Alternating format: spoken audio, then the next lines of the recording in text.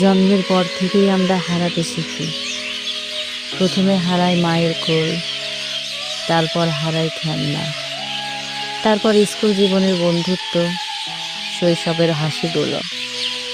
আর যত বড় হই তত বেশি বুঝি, মানুষ শুধু পায় না, মানুষ প্রতিনিয়ত হারায়।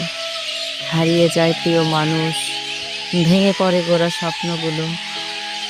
কোনো কোনো দিন তো নিজের চাওয়াগুলোকে নিজেরই মেরে ফেলতে ইচ্ছে হয়।